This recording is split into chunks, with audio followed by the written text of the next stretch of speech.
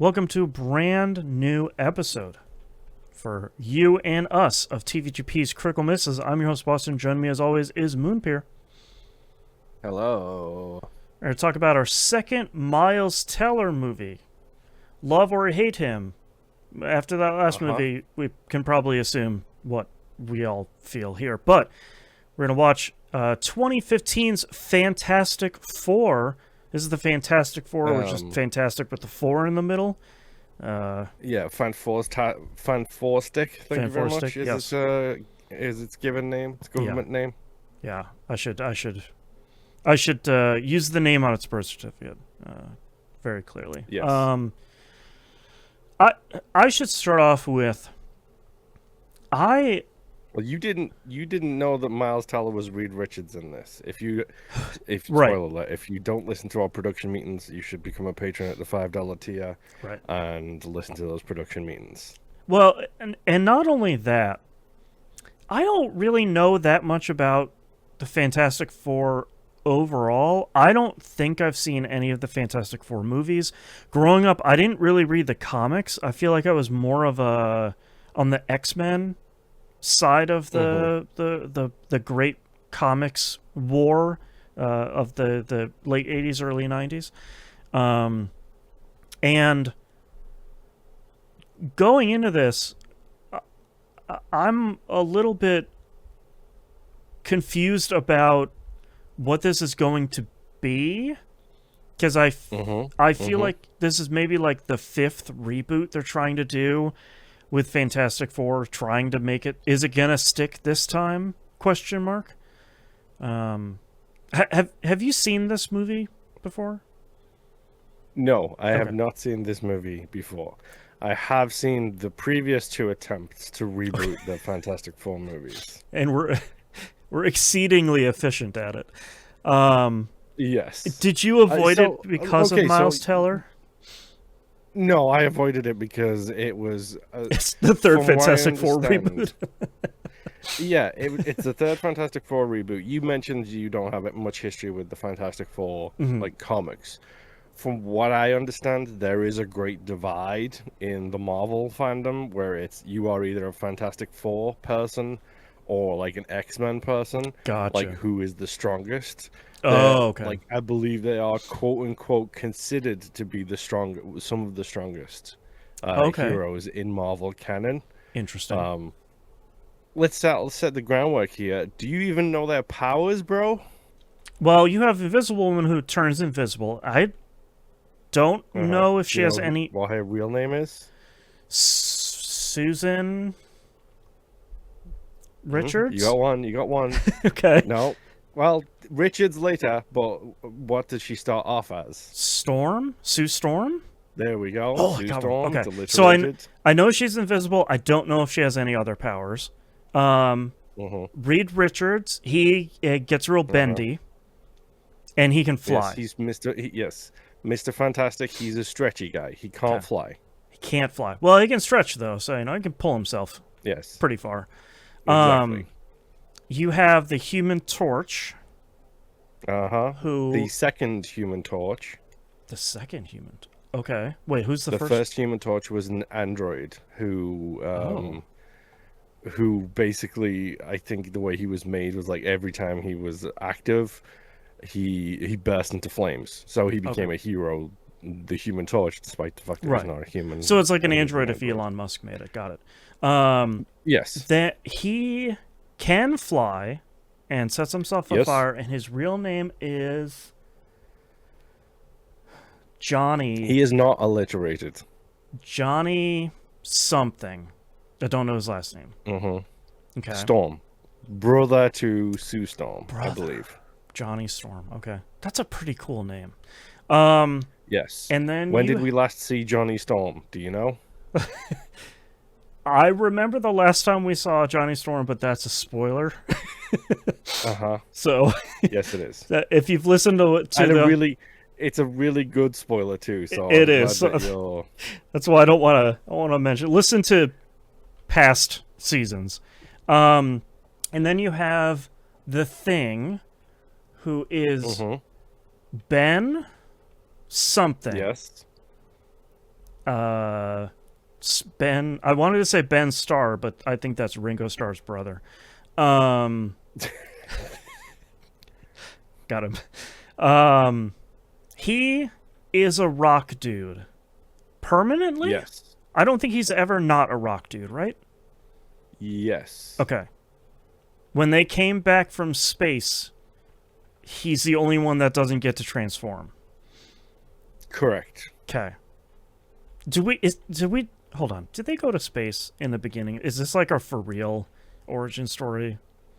Where they're just... Yeah, it's a for real origin story. They're a bunch of astronauts and scientists, and with the help of their friend, depending on the origin story, with the help of their friend Victor Von Doom, they go to space to I believe it's to observe like what are those gas clouds in space called? I can't remember. Nebula? Yes, I think it's a nebula thing. Okay. And then, from what I can... Don't at me, please. From No. what I can recall, they get hit with some form of cosmic power, and that's what mutates them / turns them into the Fantastic family. Also, it's like the 70s, so the science is always going to be squiffy of like space rays. It's like, okay, yeah, cool. Now he's a rock. I get it. Which, honestly, that's one of the reasons why I actually want to see the newest version of the Fantastic Four. Right. Because it is retrofuturism at its finest kind of bonkersness. 2024, 2025? One of those? 25, I believe. Okay. Part of MCU phase, question mark. 17, I don't know. Were you a big fan of the comics growing up, of the Fantastic Four? I didn't have any exposure to any comics at all growing up, really.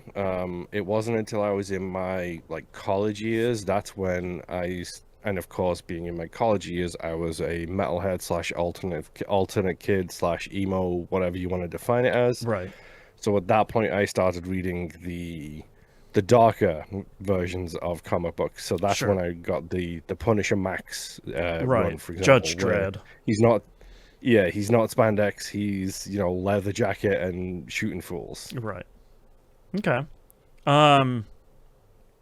That's what I feel like I'm most interested in is I feel like this is one that I genuinely don't know. Like, we're all tired of the Spider-Man and the Batman origin story. I feel like we're getting tired of the Superman origin story of doing it over and over and over again. I've been tired of the Superman origin story since I really fell in love with Smallville. Go away. Sure. That's your perfect origin story. Yeah, exactly. Go away from me. So when faced with the Fantastic Four, I feel like I'm still sort of okay, I feel like I know enough to have the Cliff's Notes, but maybe not enough to be like, oh yeah, Bruce Wayne falls down a well. Oh my god, the bats. Oh my god, he fears the bats. Oh, now he's a bat.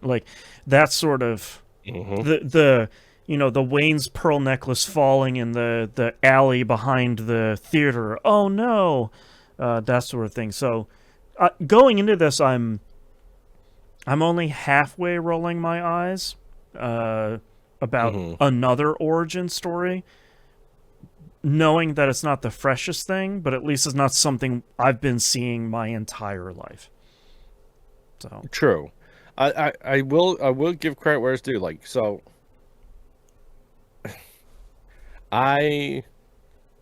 Obviously, we talked about it last episode. I have opinions on Miles Teller, warranted or not, kind of thing.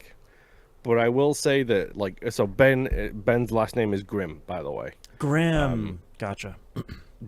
Do you know any of the other stars in this other than Miles Teller? I feel like one of the Fantastic Four movies had Michael B. Jordan in it. I don't know if it's this one. It's this one. Okay. Yeah. Wait, hold on. Is Miles Teller Reed Richards?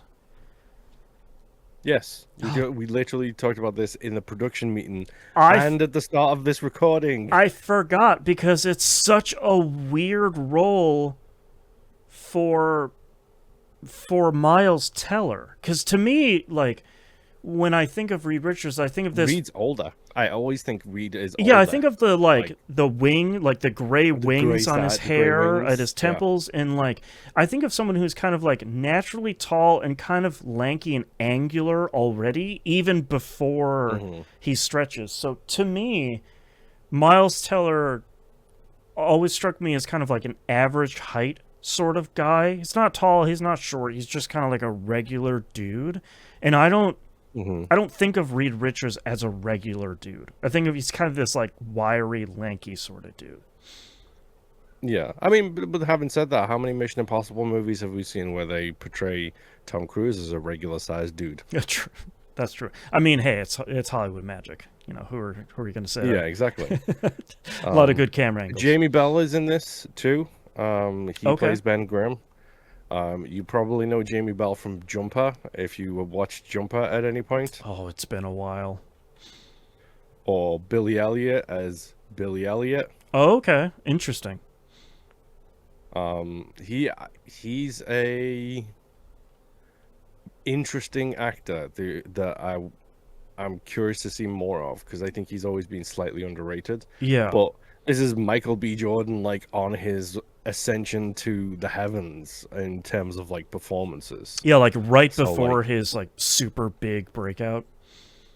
Yeah, right before Black Panther, essentially, Yep. is the thing. I think that's the thing that sealed him as like genuine Hollywood superstardom, was like Black Panther. And definitely the And thing that people the- know him for. Like that's the Yes. first thing they And think that- of.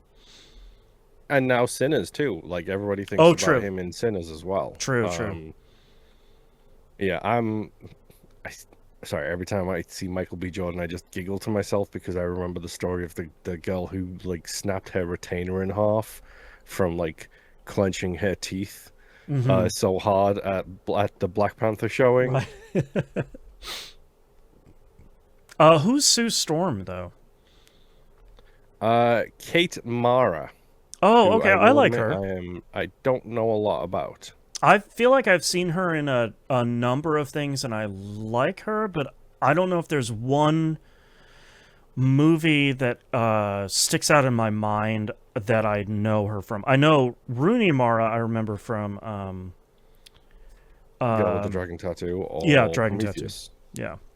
But I don't I feel like when I think of Kate Mara I always think of like, oh yeah, I like her in films. The only thing I'm really 100% sure I've seen her in is The Martian. Okay. I don't think I've seen The Martian. I think I saw her in Shooter, maybe? A movie like that? Some sort of one-word You did. title She like is that? in Shooter. Okay. I think I remember her from that. Okay. That's an interesting casting for the Fantastic Four. She does a lot of voice acting too, to be honest. Oh, interesting. I don't think I knew that. Tron Uprising, she's in. She's in Invincible. Like, I feel like good for everybody's her. in Invincible. Diversify the portfolio. Yeah. My big question here though is, will Doctor Doom be in this? As to me, the primary antagonist for, in my mind, for the Fantastic Four. Whether that's true or not, I'm not entirely sure. But I'm pretty sure he is their primary antagonist. Yes. yeah, because I always think of like I know he spun off to do his own thing and become like Galactus level strength, like at various points. It's funny you mentioned Galactus because my initial thought was, oh, the Fantastic Four fights Galactus. No, that's Silver Surfer, who to me is like tangentially related to Fantastic Four. It's like in the same kind of umbrella area, Yes. but not Uh-huh. maybe part of the Fantastic Four at some point. It's probably one of those like Justice League things of like everybody's been part of the Fantastic Four at some point. Who knows? Well, the sequel to the last reboot of the Fantastic Four was called Fantastic Four: Rise of the Silver Surfer, so that should Okay, tell you there- everything.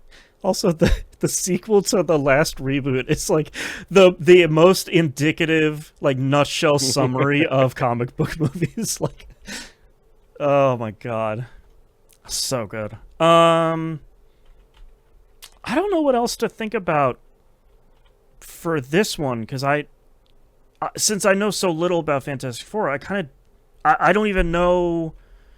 It's them versus Doctor Doom. Like I don't. It's one of those like, you telling me that Vincent Von Doom was a bad guy? He betrayed us. And it's like, Hmm. yeah, yeah, man, yeah, he sure did. Wouldn't you know From it? Markovia? Question mark? Yeah, yeah, something like that. I don't Yeah, remember. some fake sounding, Middle East Genovia. sounding country. Yeah. Yeah. Um. From the great city, from the great country of Georgia that everybody gets confused with That's right. That's right. the state. All right. You have any final thoughts here going into it? I don't. I was just trying to figure out if this was a Sony production. It was not. Oh, Um, is a Fox this is production problem? this was a Fox production, Gotcha. so this is part of the. Let me just scoop up all of those rights that you have, please, into the Disney umbrella That's right. as part of buying Fox. Right. Oh boy. All right. They bought Fox just for the X-Men. I mean, Oh, literally, that's all they 100%. bought them for. Yeah, yeah. The Fantastic Four is like, yeah, we got purchased, and I was like, sure you did. I'll put your contract Uh-huh. right on the fridge. Good job, buddy. Uh-huh. All right. On that note, let's go watch the film. Yep.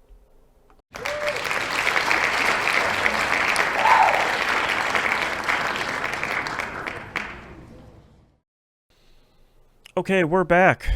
We've returned from our home cinemas. We are fan four stick. Both of us. We're Yep. feeling fan four stick after this movie. Are we? No, I'm not. Jesus Christ. I do have to So I say, have a question. yeah, You go first. I do have to say, shockingly, the worst part of this movie isn't Miles Teller. Unlike the last movie, his Yes. character was the crux of the terribleness. That is not the case here. Uh-huh. No, has there ever been more of a doing it for the rights kind of movie than this? I struggle to think of any, but I don't know, man. I mean, this is a superhero team up movie. Yeah. How many fights did they get into as a superhero team, Boston? Barely one. Yep.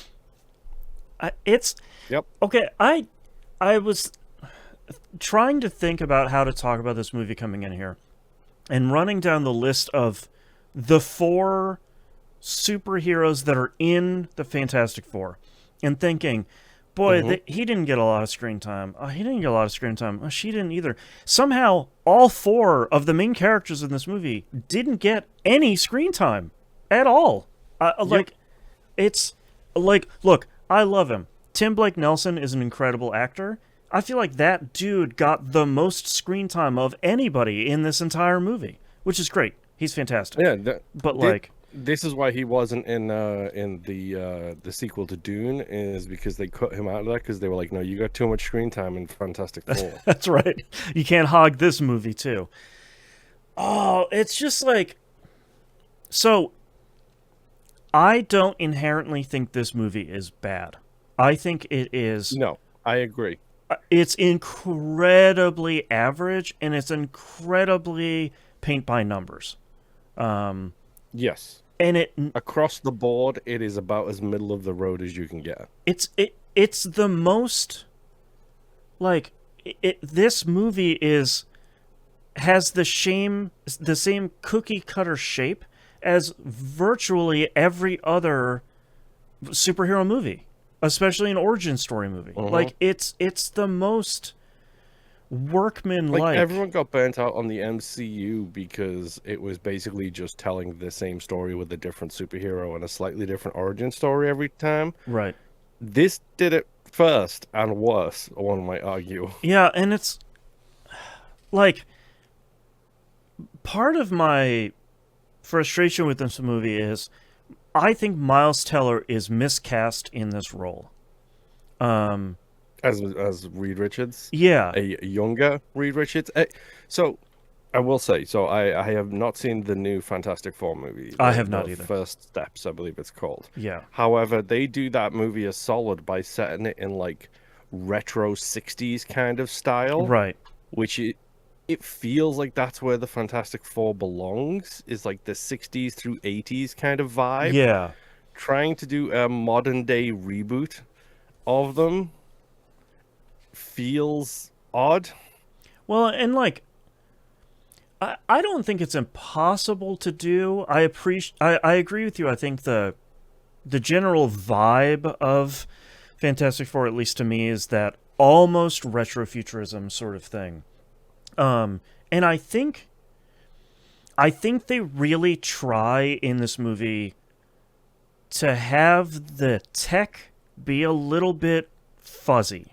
It's not like, oh, well, I take Hmm. this core and I put this laser in the thing, and oh, here's all the tech. That doesn't really matter. It's a cool big thing. It was a tiny big thing. I don't know how he didn't make a black hole. Blah blah blah. Like that. I think that stuff Yes. is okay. I just don't buy Miles Teller as Reed Richards in this. He kind of he doesn't he never gets to the point sometimes where I feel like you see Reed Richards as this like overly confident, almost slimy scientist slash salesman sort of guy, but Hmm. he doesn't do the like overly concerned hand wringing Otacon. Now that we just played Metal Gear Solid 1 again, Yes. the like overly worried Otacon sort of level of scientist, the one that's like always in the lab.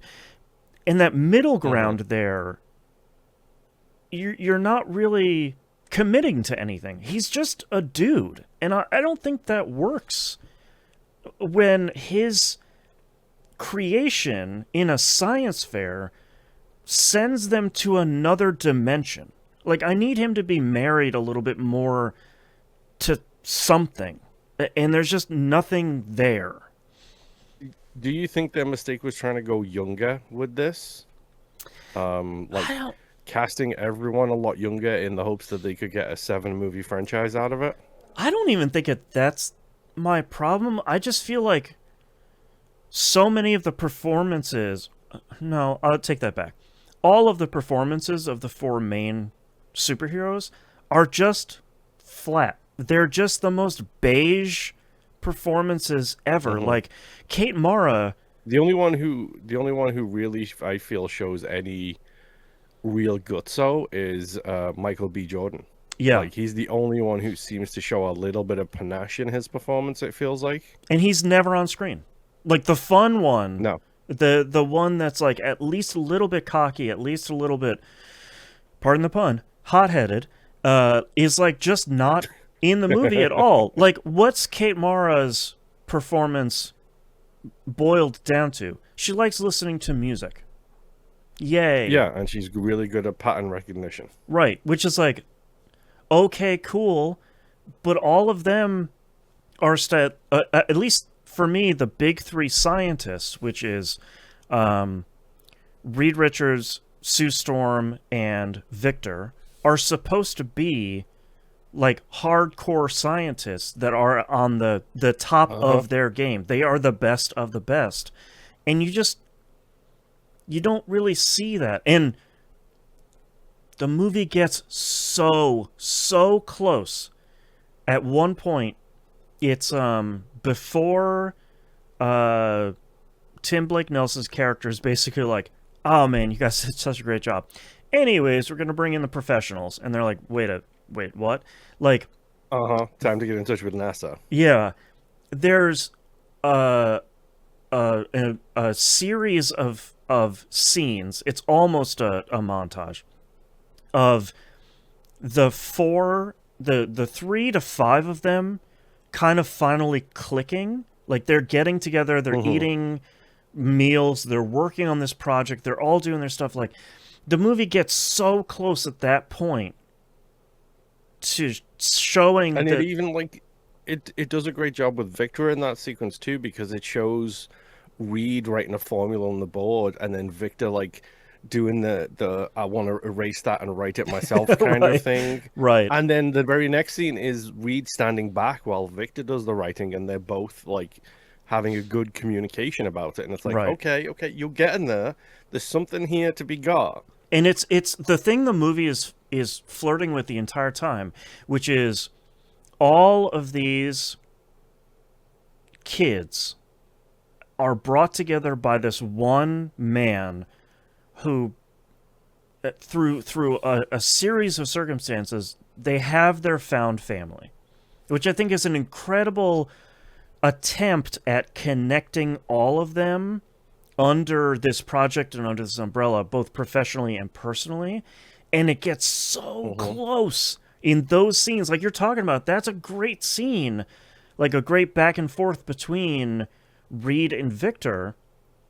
And it just kind of never gets. That's the height of the movie for me, is this them working montage, which in any other movie is just kind of like a brush aside fast forward button to get them from point A to point B. And it's just, and Ben is not even in that sequence, right?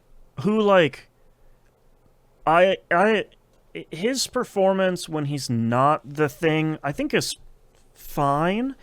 I like his performance as Ben as the Thing quite a bit. I think yes. I think he's really solid performance. Yeah, and I think that the voice acting that he has for that stuff, I think sells that character a lot. His was the one I was the most concerned about going into it, of like, God, it's so easy to make the Thing look stupid, of just like, well, you have like orange popcorn stuck to you. Like what are you doing? But I think they did a really good job making him look legitimate and look real and have that defeated voice acting that he did. And I was really, really worried when they're leaving Planet Zero that first time, and like Victor falls in the green stuff, and I really hated seeing, oh my God, Ben's doors open and a bunch of rocks flew in. Oh no, this guy caught on fire. Oh wow. It's like, oh my God. Why the power's so different kind of moment. Yeah, and I was like, please, you guys don't have to go this far. Like, it doesn't. One of the things that would excite me about watching Fantastic Four First Steps is that's apparently not an origin story, which I think is great. This guy's stretchy. This lady's invisible. He catches on fire, he's a rock. Great. We're done. I don't need to know anything beyond that. I do think Planet Zero looks cool. I think it's different enough to be interesting, and the immediacy of, oh, this seems like a place with unlimited potential or unlimited power or unlimited whatever, and you can see the government people basically just like licking their chops and rub their hands of like, oh, here it is, let's go, we did it, and now we have super weapons that came back. Yeah, incredible. And they basically make him into a PMC essentially. Yep.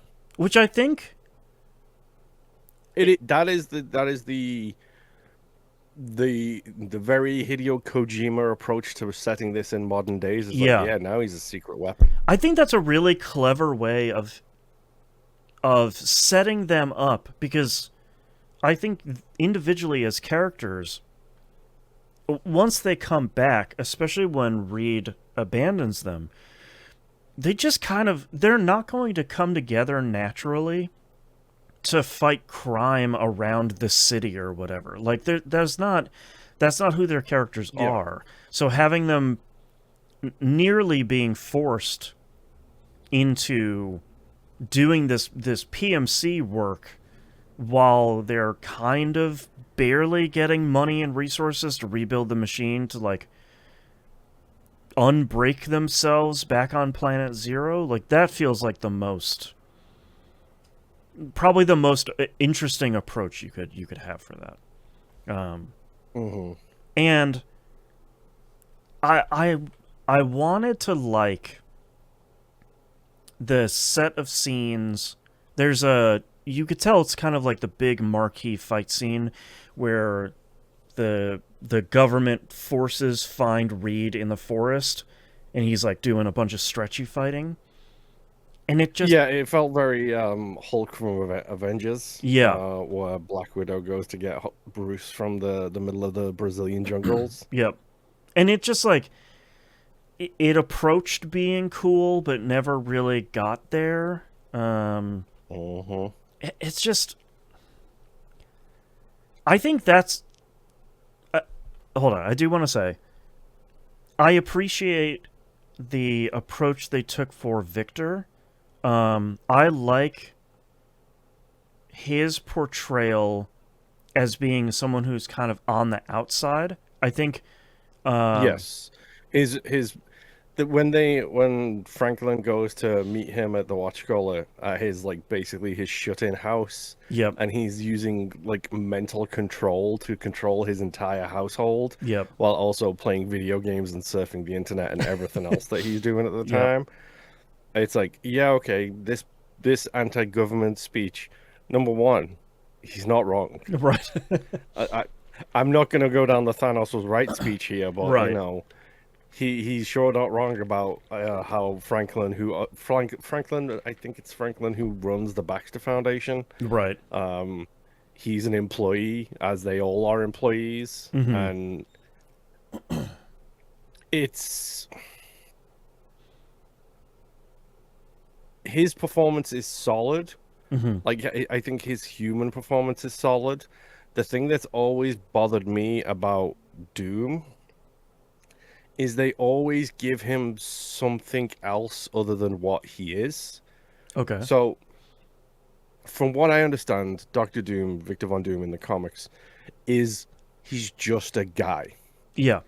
He's just a guy who also happens to know magic, in the same way that Stephen Strange knows magic. Right. Also happens to be extremely intelligent, a strategic genius, and top tier technology wise. Like that seems like above Tony Stark technology wise, Right. kind of related. That seems to be his thing, and in every version of him I've ever seen in anything Fantastic Four live action movie wise, they're like, no, this thing got like it burned into his skin. Right. There He you needs go. to That's why he's got the metal absorb the plates. energy of the planet, and it turned him evil? Yeah, it's Question like mark. just give him his armor. Right. It's been proven time and time again that a suit of armor is cool. Right. Look at Iron Man. They got Right. 3 movies and 15 cameos from a dude in a suit. And I think when he comes back from Planet Zero, I like the kind of melding of the astronaut suit to his skin, like to his body. I think that looks pretty cool. And I think some of the effects when he's using his powers are pretty cool. But I agree with you. It's a lot of like he could just be mad that he got abandoned. Like that can be enough for Victor. Like that's okay. Yeah, and he's smart enough to use the technology that he has, the minimal technology to basically fabricate a suit Right. in that new planet full of energy. Yep. Yeah, it's just I thought he did. Who's his? Tony Kebbell. I thought he did a great job as this kind of like just on the outside kind of guy that Uh-huh. gets on the inside of this found family and then gets discarded by the in favor of NASA and then gets discarded on the planet, et cetera, et cetera. I do want to give a big shout out to Reg E. Cathy for being Dr. Franklin Storm. God, what a performance. What a voice and what a performance. Like, I feel like he is definitely one of the better actors here in this movie. Yes, 100%. Him Yeah. and the guy who you said at the start, like the actual bad guy of the movie, who I can't Yeah. remember his name. Dr. Harvey Allen, which I feel like I'm not sure. That's Tim Blake Nelson's character, but I feel like he's just the bad guy. Like, he could be whoever. Yes. But, yeah. Yeah, I'm a little worried here to look at our ratings from across the internet here.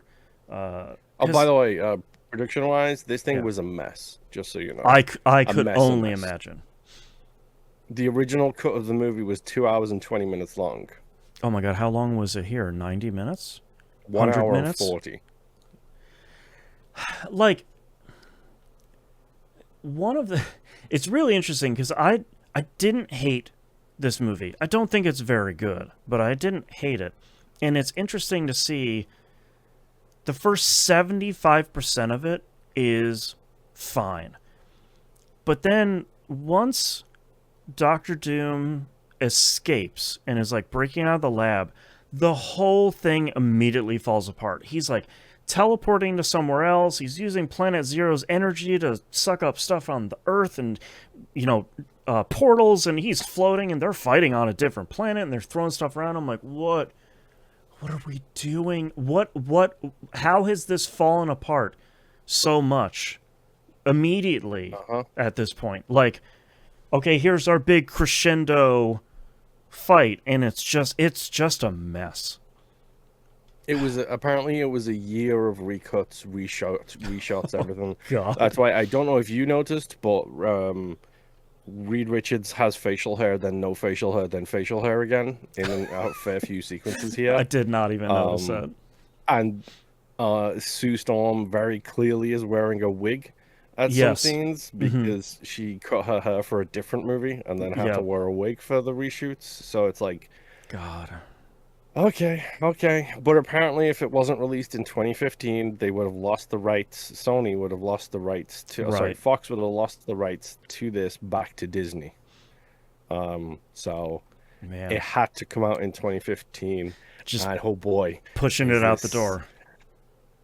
Uh-huh. Yeah, it's just a mess. I there's no like you can it's one of those movies that feels like a bummer because you can see the potential there. I genuinely think so. That there's something that could have come together there.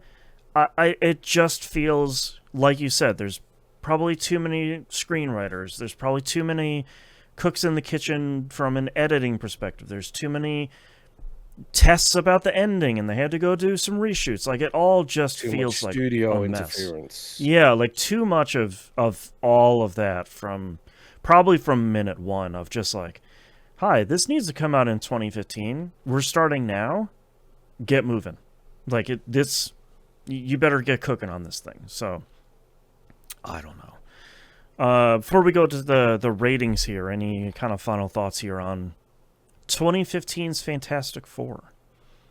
It is about as middle of the road as it can be. Yeah. It's just eh. It's the most fine Saturday morning TBS I'm hungover movie that you can watch. Yeah. Yeah. Like it's one of those things where I wouldn't I would have it on in the background if I was doing something else on my phone and the TV remote was too far away. Right. Um But I wouldn't pause it if I if could I was reach the getting up remote, to I do. would be changing it. If I wouldn't pause it if I was getting up to do the laundry, though. I'd be like, oh, I'll pick it back up. No. I'll figure it out. I'm only gone for 5-10 minutes. Ugh. Nope. All right, let's do ratings here real quick. Over at IMDb, this got a 4.3 out of 10, 200,000 ratings. Rotten Tomatoes, a 9% on the tomato meter with 260 reviews and 18% on the popcorn meter. Letterboxd has this at a 1.3 out of 5. Yeah, One this point. this is a 1 or a 2. Yeah, 1.3 feels like maybe a little bit lower than I'm probably like at a 2 out of 5 because it's not unwatchable. It's just not much. It's just like Yup. it is whelming. It's fine. So at least I don't want to fight Miles Teller's character in this one. I mean, that's already improvement over the last one. That is true. That Yeah. is true. So we're trending the right Like, direction. his performance is relatively fine, and I do like Yeah. the fact that they actually put fake scars on the kid version of him in the start because Miles Teller has those facial scars. Right. Yep.